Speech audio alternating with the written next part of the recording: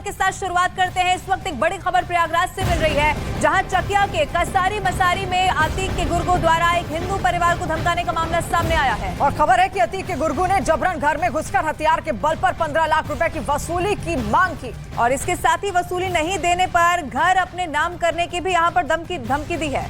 तो चकिया में हिंदू परिवार को किस तरीके से यहाँ पर धमकाया गया है वो आप देखिए। 15 लाख की अवैध वसूली की मांग बकायदा यहाँ पर की गई है और लगातार मकान कब्जा करने की धमकी दी जा रही है। तो एक तरफ माफिया सरगना अतीक अहमद की संपत्ति को मारा मारी चल रही है, तो दूसरी तरफ अतीक की जुर्म की सल्तनत पर कब्जा करने की जद्दोजहद भी है। और आपको ये भी बताएं कि दरअसल प्रयागराज में अतीक के दबदबे वाले इलाके में एक हिंदू परिवार को धमकाया गया है और 15 लाख की रंगदारी मांगी गई है। और रंगदारी नहीं मिलने पर या पुलिस में जाने पर उन्हें जान से मारने की धमकी दी गई।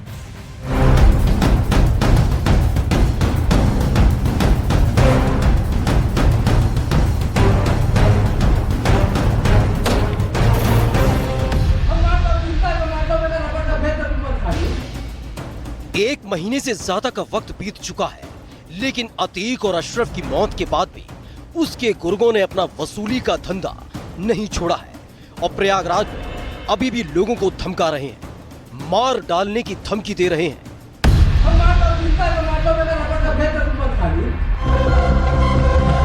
प्रयागराज में अतीक के दबदबे वाले इलाके चकिया के कसारी मसारी में अतीक के गुर्गों पर एक परिवार ने आरोप लगाया है कि मोहल्ले में इकलौता हिंदू परिवार होने के नाते अतीक के गुर्गे उन्हें धमकाने आए थे और 15 लाख रुपए की रंगदारी मांग रहे थे। राकेश कुमार वैश्य का परिवार यहाँ सालों से रहता है, लेकिन इनका अब अपने घर के बाहर निकलना दूभर हो गया है, क्योंकि अतीक अहमद के गुर्गों ने इन्हें जान से मारने की धमकी दी है।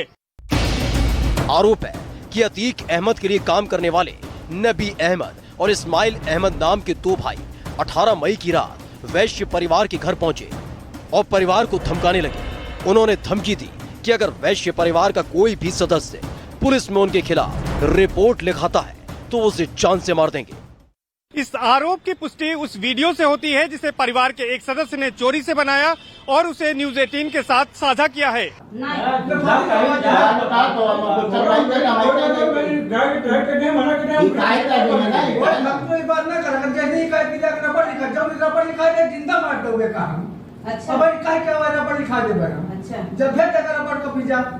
जब रपट की आवाज हो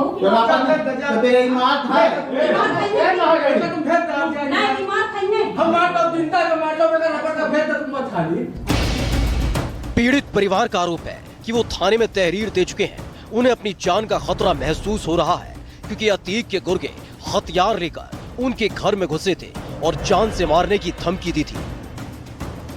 धमकी दे रहा था, हमने तहतीर लिया, हमने हाथ जोड़ा, पैर ले पाए। हमारे साथ ना तो हम गरीब आदमी तमाने खाने वाले आदमी हैं। उन्होंने एक नहीं तो नहीं थे लुंडी जरियाते चल दिया बाहर भाई आ लिताई तुमने तो हम लड़ते तुम्हारे माल था। अच्छा, पिस्टल भी लिए थे? पिस्टल लिए ना छोचे रहे हमारे वाइफ ते ताए लगे कहा था असली बाप के औलाद हो तो चल अपन लिताए आओ। कौन धमका रहा था? वो इकराम जी। क्या कह रहा था? कहते अगर फरियाद तुम लिखाओगे असली बाप की हो तो तुम्हारे बेटों को हमने मार देंगे, तुम्हारे परिवार को जिंदा नहीं छोड़ेंगे।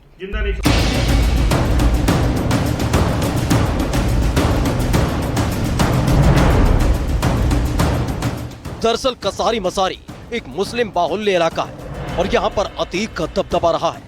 अब अतीक की मौत के बाद अतीक के गुर्गे उसके आपराधिक साम्राज्य पर कब्जा जमाने की नीयत से अपनी दबंगई दिखा रहे हैं और इस इलाके में रह रहे एक लौते हिंदू परिवार को धमकियां दे रहे हैं। हमको इस्माइल ने उसने भी हमको खूब गंदी गंदी गालियां दा, कहता है कि यहाँ से भाग जाओ, अगर भागोगे नहीं तो अपना मकान लिख के हमारे नाम भाग जाओ, नहीं ये सोच रहे हो कि भाई खत्म हो गए तो हम लोग तो अभी नहीं है। अच्छा। इसने ये बात को खुल के कही है। अच्छा, क्यों आपसे रंगदारी क्यों मांग रहा है, क्या कह रहा है? ये इसलिए कह रहा है कि क्या नाम है, असल में हम लोग अकेले परिवार हिंदू है, ये सोच रहे हैं कि ये लोग भी यहाँ से भाग जाएं। अतीक के गुर्गे धमकियां दे रहे हैं, लोगों को डरा रहे हैं, उन्हें धमका रहे हैं। ये एक परिवार है जो सामने आया है, जिसने उनका धमकी देने वाला वीडियो भी बनाया और पुलिस में तहरीर भी दी है। लेकिन आशंका है कि अतीक के गुर्गे ऐसे ही वसूली और रंगदारी के लिए कई लोगों को धमका रहे होंगे।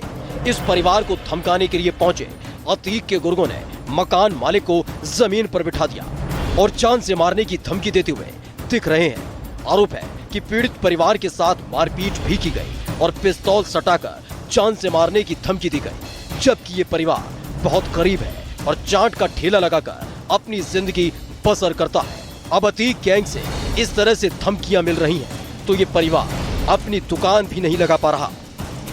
और इसी खबर पर प्रयागराज से सर्वेश दुबे इस वक्त हमारे साथ लाइव जुड़ गए हैं। सर्वेश, देखिए सब कुछ लगातार कार्रवाई हो रही है, सब कुछ तबाह हो चुका है, लेकिन रसूख अब भी अतीक की गैंग का नहीं गया। जो पीड़ित परिवार है, क्या उसने पुलिस में शिकायत दर्ज करवाई है? देखिए, पीड़ित परिवार हिम्मत नहीं जुटा पाया थाने जाने के लिए, लेकिन उसने पुलिस के अफसरों से मुलाकात की और उन तक शिकायत की, क्योंकि थाने पर चौकी पर उसने बताया कि वो गया था और वहां से उसे भगा दिया गया और उसे कहा गया कि वो समझा देंगे। इसके बाद उसे लगा कि अब FIR नहीं दर्ज होगी, तो वो पुलिस के अफसरों से मिला था और न्यूज 18 पर यह खबर दिखाए जाने के बाद पुलिस हरकत में आई है और पुलिस कमिश्नर ने आदेश दिया है।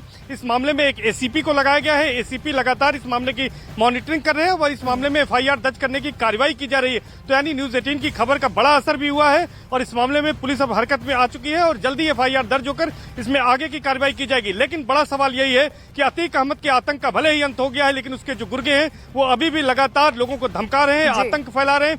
आखिर क्या उन्हें किसी पुलिस की कार्रवाई का डर और खौफ नहीं है? ये बड़ा सवाल बना हुआ है। ठीक है, सर्वेश आप बने रहिए, हमारे साथ लौटेंगे आपके पास। लेकिन इस वक्त एक और बड़ी खबर इसी से जुड़ी हुई जो मिल रही है वो बता दें। माफिया सरगना अतीक के पास अकूत दौलत थी, बेहिसाब जायदाद थी, ये भी सामने आया है और काले कारोबार की फहरिस्त बहुत लंबी है। लेकिन अतीक और अशरफ की मौत के बाद अब उसके जायदाद पर हक जमाने वालों की तादाद भी लगातार बढ़ती हुई दिख रही है। आपको बताएं, अतीक के 4 बेटों और पत्नी के अलावा उसकी गर्लफ्रेंड और उसके भाई अशरफ के रिश्तेदारों ने भी अतीक की संपत्ति पर हक जमाना शुरू कर दिया है। और इस बीच में दुबई की प्रॉपर्टी को लेकर अशरफ के रिश्तेदार सद्दाम और अतीक की गर्लफ्रेंड के बेटे आरिफ MBA के बीच अब जंग शुरू हो गई है। और टेंशन इस बात की है कि अब आने वाले वक्त में कोई और ऐसा किरदार ना आ जाए जो इस संपत्ति पर अपना हक जमाने लगे।